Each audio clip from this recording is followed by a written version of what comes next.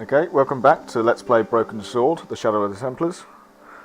Now, I have actually already done this video once, but I forgot to press record, so I'm doing it again. Right, let's carry on where we left off. So we're outside Nico's apartment. We need to get access. Let's talk to this Oh, hi. lady, shall we? Bonjour, monsieur. Would you like me to foretell your future? No thanks. I'm very good, and it only takes a minute. Thanks all the same, but I'm not superstitious. Besides, if it only takes a minute, that's not much of a future to look forward to. I've changed my mind. Tell me. I've changed my mind. Will you tell my fortune? You're going on a long journey. My, oh my. What a surprise. Can you tell me anything I don't already know? 10 francs, please, my dear. 10 francs? That's a ripoff. Please yourself. How does this fortune-telling routine work? If I knew that, I wouldn't be selling flowers for a living. Haven't you ever wondered why you were blessed with the gift? Well, it's a bit like satellite television, I suppose. Some of us are born with a built-in receiver dish. I just happen to be one of the lucky ones. Can you really foretell the future? Only time will tell, monsieur. The strange thing is, I can't seem to see myself in the future. Other people, I have no problem. But when I try to see what might happen to me, nothing. That must be scary. Maybe. I figure it's a kind of natural safety mechanism. Either that, or I don't have a future. Bum bum bum. Do you know a young woman called Nicole Collard? Yes, I do. She lives upstairs from me, in the apartment block across the street. I tried the door, but it's locked. You know, I've told the landlord about that a million times. It is the damp. The whole building is like a sponge. It sucks up the moisture from God knows where. You mean the door is stuck because it's swollen? That is correct. There is an art to opening it. Don't shove it hard. Just give it a gentle nudge above the lock. Thanks for the advice. How long has Mademoiselle Collard lived here? A few months. She's in for a shock when the cold weather comes. Drafty windows, insufficient heating. It's a struggle to keep warm. The only reason I stay is because the rent is cheap. Your young lady, she deserves better. I thought Mademoiselle Collard was a successful photographer. Not as successful as she makes out for all her fine clothes. Oh, I've heard her crying herself to sleep at night. That's awful. Now don't you let on that I've told you. She's proud, that one. Too proud, if you ask me. No one's asking you. Are the flowers for sale? Oui, monsieur. Okay. I'll take a bunch of those white ones. I wouldn't do that if I was you. No? They are lilies, monsieur. Some people associate them with death. Yikes. Well, thanks for telling me. What other flowers do you have? Dahlias? What do they signify? Insecurity. I don't want to give her the wrong idea about me. What about the tall yellow ones? Those are iris, the flame of passion. And the little yellow ones? Sensuality. Well, they're no use to me. I want to make an impression, not jump down her throat. See you later. That's right, monsieur. You will. Okay, now, in part one of this playthrough, I did say that you don't get to see any traffic. That's actually not true. If you look over here, there is vehicles going past, and after a while you can even start to hear the vehicles, and also birds chirping, things like that. So my mistake, I apologise. Also, in the director's cut, there's the noise of the vans and stuff. In the director's cut, one of these windows, there's a way to interact with it and you get an Easter egg. So if you play that version, do hunt around for it. I believe you have to look at something down here a couple of times and then a window up here or something like that. Just Google it if you can't find it, but it's a nice little Easter egg. Remembering the flower seller's advice, I pushed the door gently just above the lock.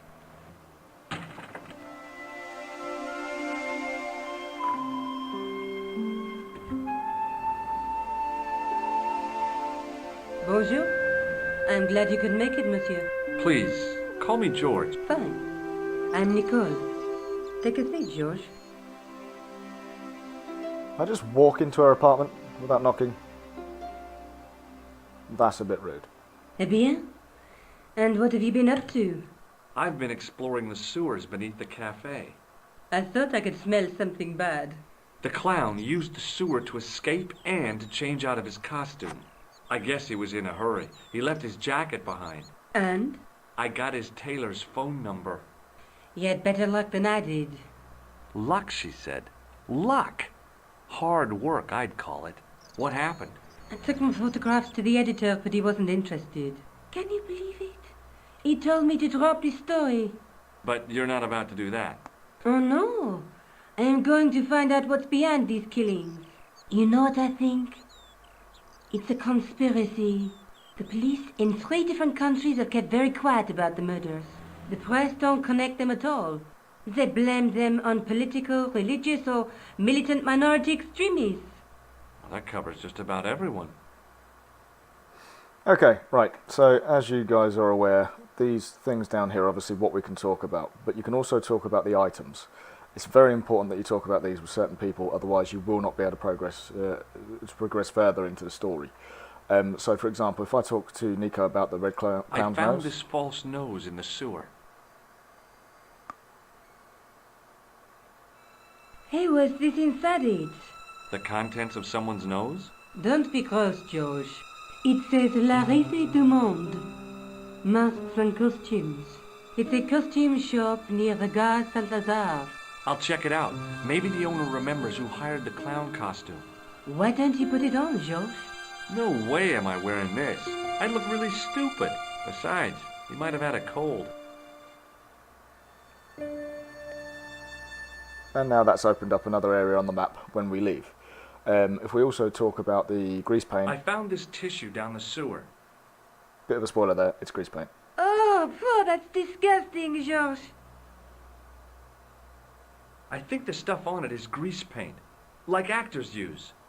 Or clowns. It's still disgusting. Get rid of it. Okay, what about the fabric from the jacket? I found a piece of material near the cafe.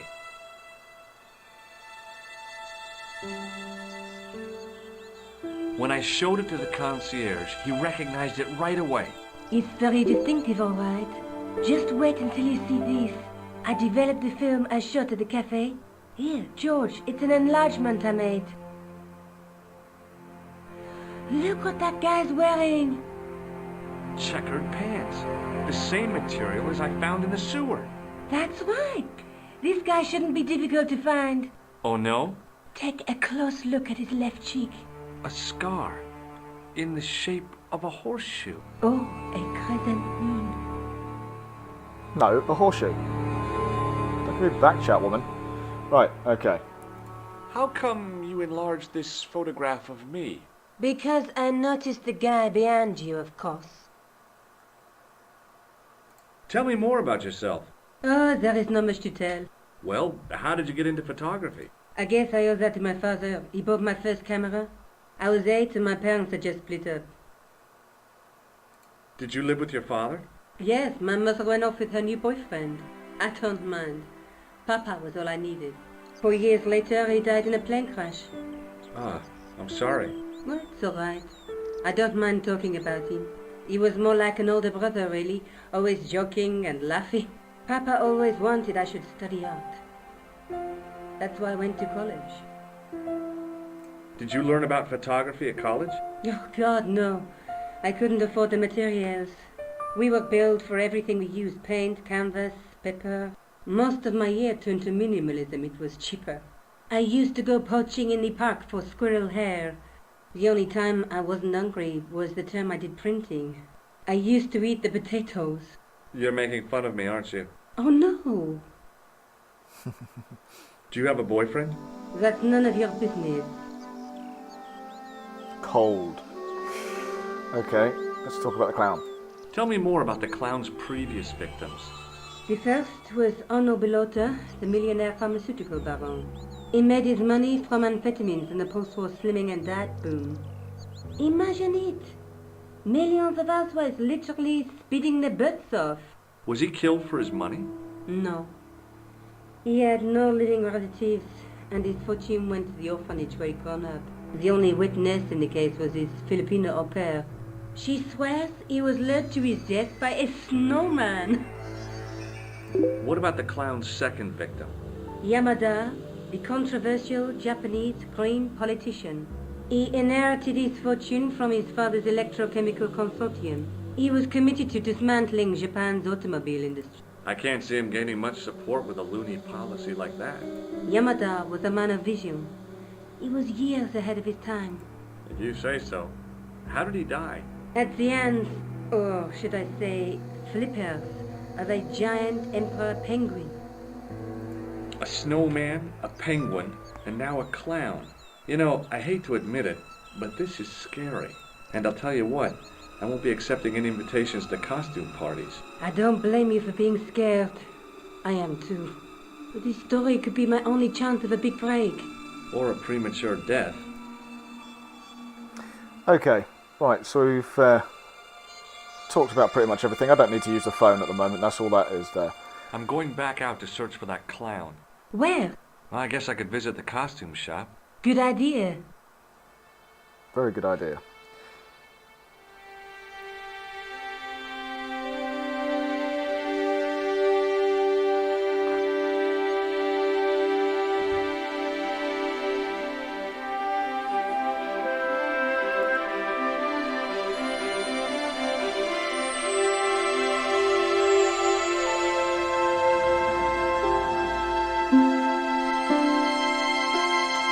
Costume shop.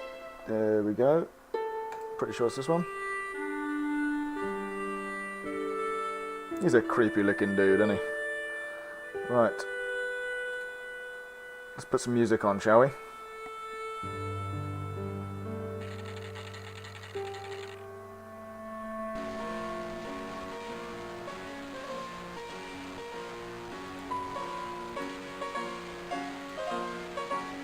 Excuse me.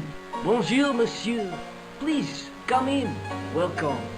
Leave the mundane world behind. For in these four walls, fantasy is king.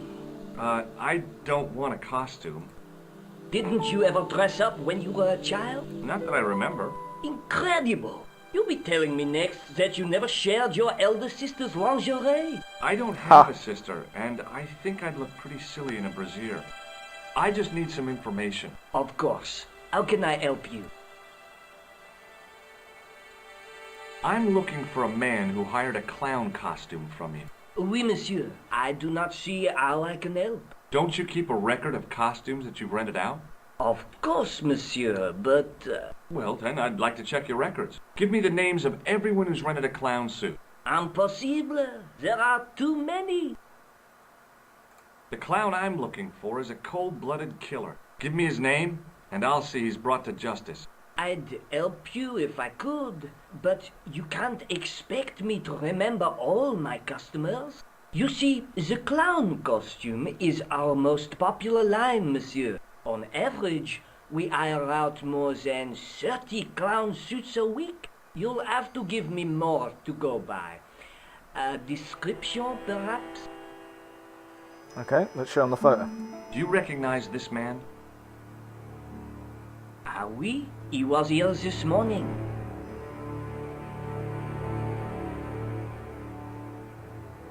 How come clowns are so popular? I think it has something to do with their unpredictable nature. Personally, I think clowns should be banned, along with mimes. Oh, come now. Who doesn't love clowns? Me, for one. Are you sure this is the man who bought grease paint? Oui, monsieur. Hang on a minute, he never said he brought any grease paint. Does this dirty tissue mean anything to you? Let me smell that.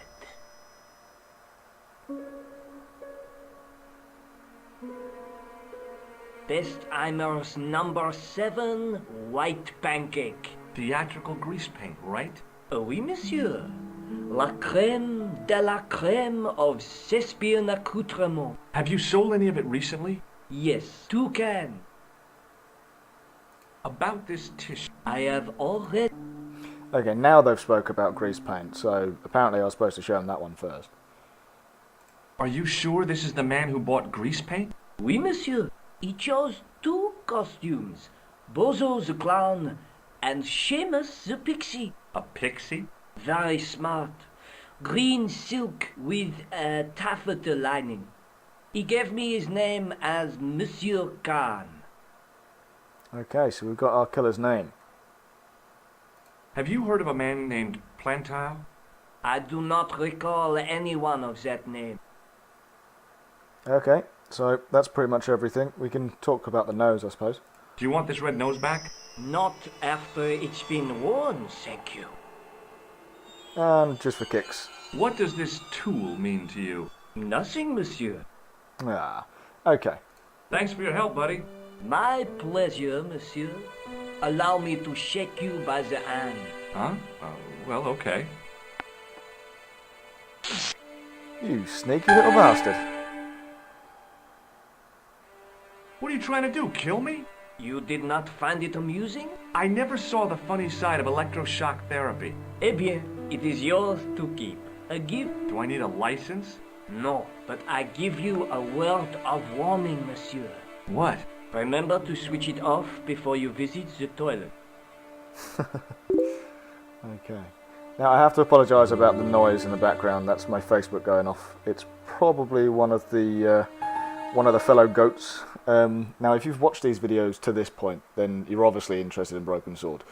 There's a Broken Sword 5 currently being made that was on Kickstarter, and a lot of us have actually become very close friends. If you're interested in talking to people that are interested in Broken Sword and things like that, so people that may have the same interest as you, feel free to visit chatbs.co.uk.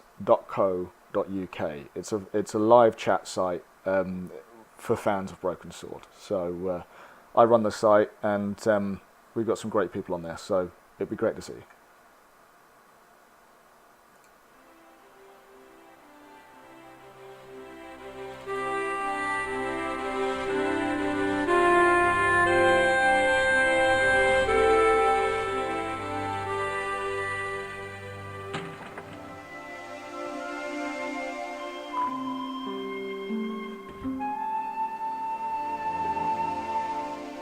Salut, George. What news?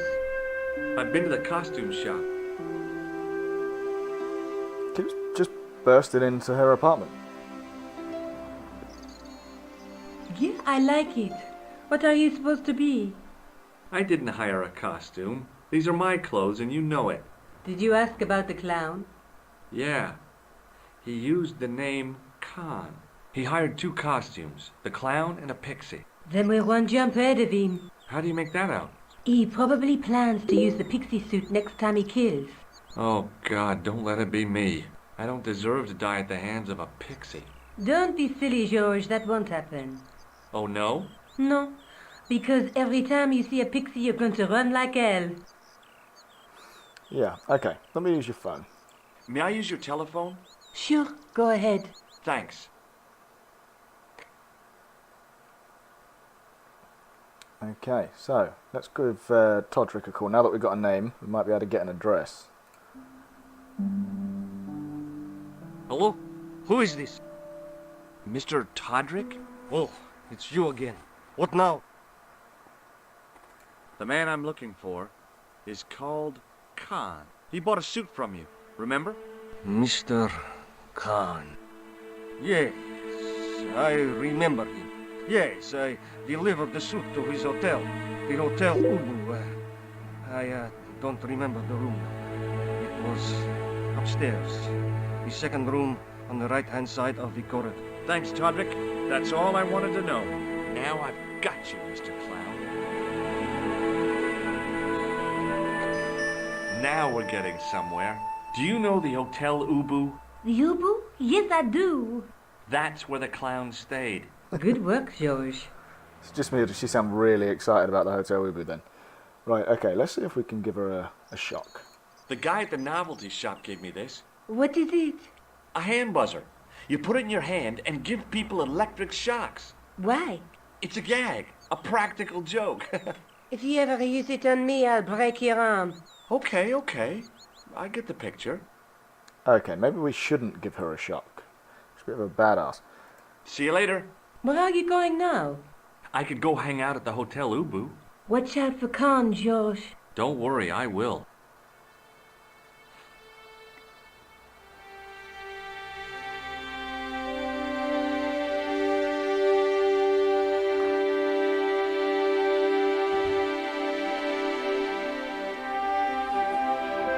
Right, to the Ubu.